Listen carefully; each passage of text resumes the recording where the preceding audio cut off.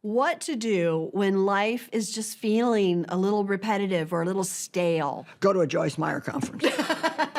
That's the end of the segment. Great That's it. answer. No, that is a good idea. But have you ever had those times in your life where Oh, you sure. just We feel all like, do. you just need to change something or Yeah. something's not right? Or how do you deal with it? Well, I think that balance is a key, and so many people live an unbalanced life. Everything from an unbalanced diet to just being unbalanced in how much quiet time you have compared to how much noise you have going on around you all the time.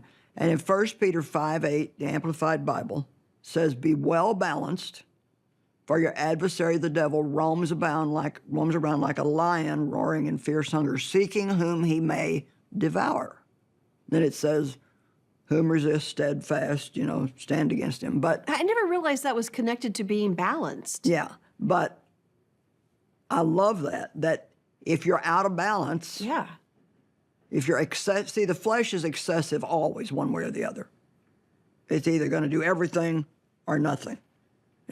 I remember when I first started hearing teaching on the mouth, and I realized what a problem I had with my mouth. My solution, my carnal works of the flesh conclusion was that I was just not going to talk at all. So you were just silent. So I would just go, and people thought I was crazy. And then I started getting depressed, and I couldn't figure out why I was depressed. And the Lord showed me, he said, well, you're keeping your mouth shut, but nothing's changed inside. And so I was feeling depressed because I had all this junk floating around in me, even though I wasn't releasing it. Yeah. So balance is very important.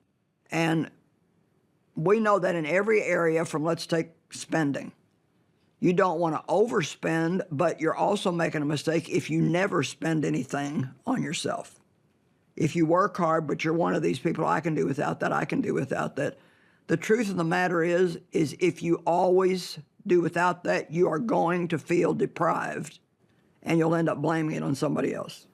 And the same as if you just blow your money all the time. You're not right. going to be Exactly. satisfied either. You need to exercise, but some people get way out of balance with it, and that's all they do. They do it too much. So it's important that people look at their lives.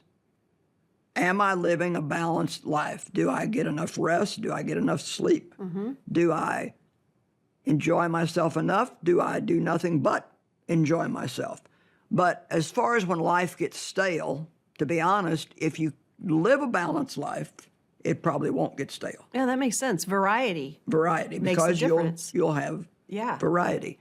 And I remember, for example, there were days when I could sit and write. I remember a trip I made to India, and I sat in my chair, except for getting up and going to the restroom, 12 hours and wrote on my computer on a book. Well, things have changed. I'm older now. I can't do that. I can now handle about 4 hours at a time. So we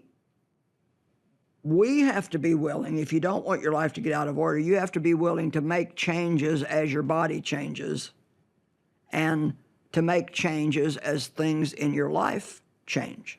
And let's just take a stay-at-home mom. She's with her kids all the time, talking to toddlers all the time. Then maybe she's got a husband that comes home and he's tired, and so he wants to just veg out in front of the TV all the time. Well, she could very easily, her life could get very stale. Well, what can she do? Okay, well, she needs to either, her and her husband plan a date night once a week, or she needs to ask myself, what do I enjoy? Like, have a cup of coffee, hire a babysitter once a week, go do something you want, even if it's just for 2 hours. It doesn't always take a lot of time to break that staleness. You just have to make sure, while you're doing everything for everybody else and earning your income and cleaning your house and taking care of your kids, that you don't forget that you're a person and that you have needs too, and that you're not being selfish to meet those needs. Just giving that permission is huge right there. I mean, especially for moms. Right. You know, you feel like there are so many things that I have to do, so many people counting on me. Right. But it is okay to give yourself a little bit of what you need in your life so that you have more to give everybody else as well. If you don't do that, you'll get to the point where you really won't have anything to give to anybody else. Or, even worse, you'll continue to give, but you'll resent them. Yes. And then you begin to be a martyr. And you can hear that coming out of people. Well, you know, everybody expects me to this and that and something else. But we are the ones that are responsible to say no. Yeah. It's common for many people to, I've been doing this in a certain way, spending this time with God, Right. and I'm just not feeling like it's making a difference or like I'm getting out of it what I used to. What are some things that you can do to kind of reconnect with God and spice up your spiritual life? Like, for an example, some people feel like if they don't read their Bible every day, they're going to be in trouble with God. Mm-hmm. Well, the whole thing is you need to spend time in the Word. So, for example, I have a certain pattern of Bible reading that I do. I'll usually try to read 1 or 2 chapters in the Old Testament, 1 or 2 chapters in the New, and a psalm or a proverb. But if I get tired of that, which once in a while I do, especially if I'm going through a book in the Old Testament that is just like rules and rules and more rules and, you know, how they built the tabernacle and the measurements and, you know, and then you get into the begats and so begat so-and-so and so-and-so and so-and-so. I really have to ask God when I get to heaven if he'll let me, why did you put some of those things there? And so I'll maybe, this is going to be shocking to people, but I might not read my Bible for 3 or 4 days, and instead I might read a book that I'm reading. I'm reading a book right now by Henry Blackaby called Experiencing God. And this morning I didn't crack open my Bible. I read Experiencing God. And I didn't sleep real well last night, so I actually just shut my eyes for a long time, and I call them prayer naps. Yeah. And I'd wake up and pray a little bit, and I'd sleep a little bit, pray a little bit, and sleep a little bit. You know, the whole thing is make sure that you tell God you love him. Be sure you talk to him throughout the day about different things. I mean, I ask God to help me with this TV and all the things that I need to do. But we don't have to follow. That's the great thing about spending time with God, Spirit-led time with God. You don't have to follow some strict rule and regulation. Now, some people are better if they do that. Some people need Keeps them on track. They need that structure. It keeps them on track. But I'm going to spend time with God every morning, some way, shape, or form. You know, some people like to walk and pray.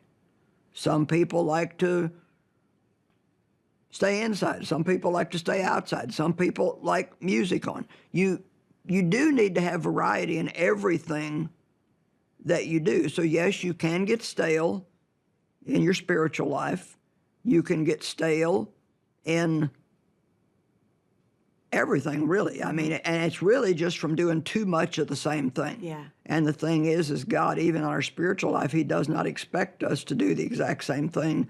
I mean, if you notice, there's no rules given in the Bible on how to study the Word. Right. The Bible says to meditate on the Word day and night, and that just means to know Scriptures and roll them over and over in your mind, think about them. And so I did a fair amount of that this morning while I was having my little prayer nap. You know, I would just think about different Scriptures and thank God for different things that he's done for me. And, you know, the thing is God is very creative, and he lives in us. So he's also going to be creative. But now here comes the answer. You can't be afraid to do something different. Yeah. And I think it's really vital that these two things go hand in hand. Right. When life begins to feel stale, it often is that connecting with God in a different way that perks us up and brings us back to life, closer to Him, and more into a life that we are more satisfied with once again. Sometimes, Ginger, if I'm like, I have to spend a lot of time by myself to study and be ready for everything that, I'm doing. I've got 1 month coming up pretty soon where I have to have 12 different teachings in that month. Yeah. Well, that's going to take a lot of deciding and studying and putting them together on my computer and all that. Well, I might, if I'm getting really tired of it, I might stop, make a cup of coffee. I might stop and call you and say, what's up? What's new? Sometimes I'll call one of my kids and, just a break, just to talk to somebody, or how you doing, whatever, just whatever the case might be. I used to have a dog, and that would break it up for me. That doesn't work for me right now, but you have a dog, and I'm sure that sometimes just stop and play with Winston is a good break for you. Pick up that fuzzy puppy and give him a cuddle, and whatever it takes. And I think you're right. Sometimes it's not the big things that we think we have to do. It's the little things that just add a little something in our life, a little joy for us. And I'll be interested to see how some of our friends are going to spice up their life a little bit now. Yeah, that'll be good. Just and like you said, it doesn't have to be a 3-week vacation. Yeah. It can just be a walk around the block. Just something that you enjoy that's just going to give you.